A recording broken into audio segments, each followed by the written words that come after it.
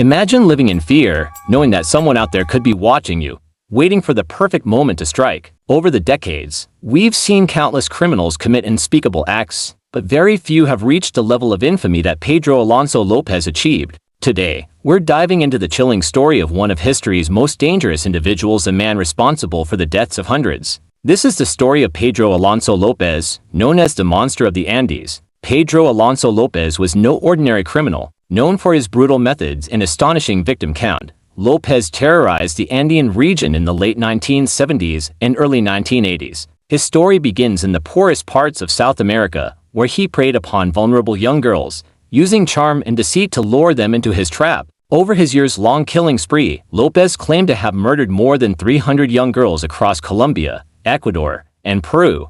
What exactly made Lopez so dangerous? Was it his shocking disregard for human life, his ability to evade capture, or the chilling number of lives he ended? Let's dive into his past to understand the dark psyche that fueled the Monster of the Andes. To understand how Pedro Alonso Lopez became a monster, we have to go back to his beginnings. Born in 1948 in Santa Isabel, Colombia, Lopez's life was marked by poverty, violence, and abuse from the start. He was one of 13 children raised by a single mother, a sex worker who struggled to provide even basic needs. According to Lopez, he was kicked out of his home at just 8 years old after his mother caught him trying to molest his sister. Forced to survive on the streets, Lopez became a victim of abuse himself, which fueled a hatred that would haunt him for the rest of his life. Later, Lopez would claim that his troubled childhood justified his actions, though many argue that it was simply a weak excuse for unspeakable cruelty. On the streets, Lopez was targeted by predators. At one point, he was allegedly abducted by a man who abused him for days before abandoning him.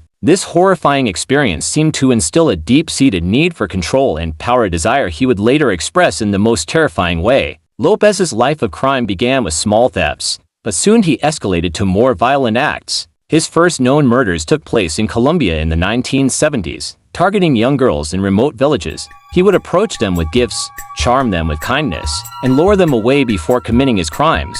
By the time local authorities realized what was happening, Lopez had already killed dozens. After being caught for attempted sexual assault, Lopez was sentenced to prison. However, his time behind bars only seemed to harden his resolve. During his imprisonment, Lopez claimed he was gang raped by fellow inmates. In retaliation, he murdered 3 of his attackers, and although he was eventually released, this experience seemed to solidify his path as one of the world's most dangerous predators. After his release, Lopez didn't stay in Colombia for long. He crossed into Ecuador, where he believed authorities were less vigilant. Lopez took advantage of local customs and the lack of police presence in rural areas, where young girls were often left unattended while parents worked long hours. By the late 1970s, Lopez had begun what he described as a killing spree. During this period, he claims to have murdered more than 110 young girls in Ecuador alone. His routine became chillingly consistent. He would stake out areas around markets and schools,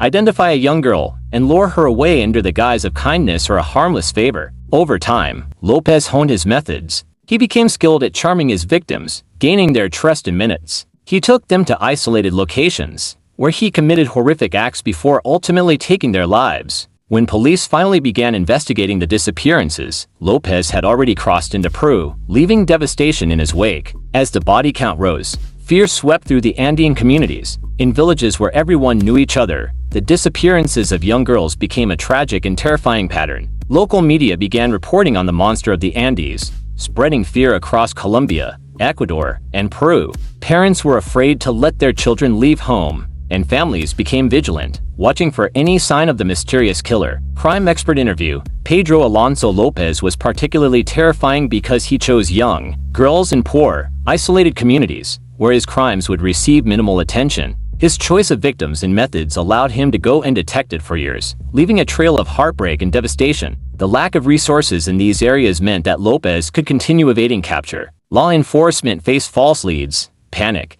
and overwhelming grief from local families as they struggled to keep up. In 1980, Pedro Alonso Lopez was finally caught. A flash flood near Ambato, Ecuador, uncovered a mass grave with several bodies of young girls, exposing Lopez's horrifying actions. Shortly after, Lopez was apprehended by local authorities. In custody, he shocked investigators by calmly confessing to the murders of over 300 young girls across 3 countries. Lopez described his crimes in chilling detail, even offering to take police to burial sites to prove his claims. During interrogations, he explained his methods with a disturbing lack of remorse, saying he felt a thrill each time he committed an act. The authorities were horrified but could not confirm all of his claims due to a lack of resources and evidence. Despite his confessions, Ecuadorian law at the time limited sentences for murder to 16 years. Lopez served his sentence in Ecuador and was released in 1994 due to overcrowding. He was deported to Colombia, where he was later detained but quickly released. His whereabouts remain unknown,